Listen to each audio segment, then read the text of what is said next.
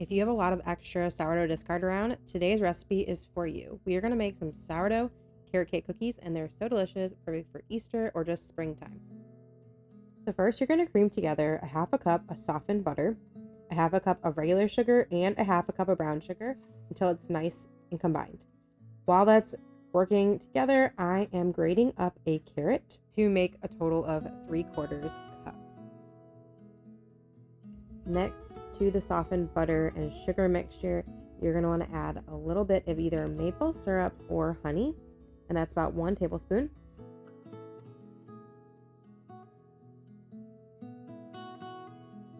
In a separate bowl, you're going to add your dry ingredients together. So 1 cup of flour, 2 cups of oats. You can use quick oats or rolled oats. Either works just fine, just depending on the kind of texture you want. Then you are going to add a teaspoon of baking powder, a half a teaspoon of baking soda, and a half a teaspoon salt, 2 teaspoons of cinnamon. And you're going to mix that together. And then you're going to add the carrots and 3/4 cups of raisins. Use whatever raisins you want. I had golden raisins, so that is just what I used this day. Then just give that a good stir just to coat the flour mixture around the carrots and the raisins. All right, back to the butter and sugar mixture. You are going to add a little bit of vanilla and then a 1/4 cup of sourdough starter. And this can be active starter or discard. Either works totally fine. And then 1 egg. And you're just going to combine that until it is really well combined.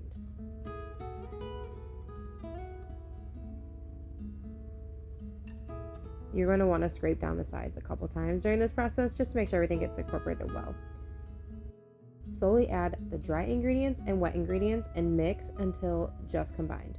Now, you can long ferment this recipe, so once it becomes the cookie dough batter, put a lid on it and stick it in the fridge for a couple days and then bake them. But on this day, I just did a quick recipe, and so I just went straight into baking them. I found it's easiest to make cookies that are perfectly even size by using a cookie scoop, and it's my favorite way of doing them. It makes the process so much simpler.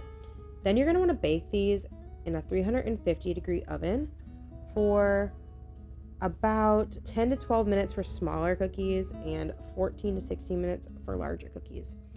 While they're baking, I like to make some cream cheese frosting, which is absolutely delicious. You're going to want to use 8 ounces of softened full-fat cream cheese, a half a cup of butter, also softened, and you're going to whip that together.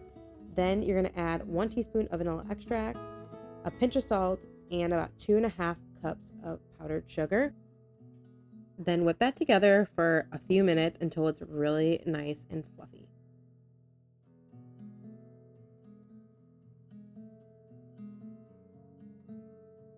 Once the cookies have completely cooled, just slather that cream cheese frosting all over them. It's so good. You could even make these into like cream pies, do the flat side of the cookie and then put 2 cookies together because that'd be delicious.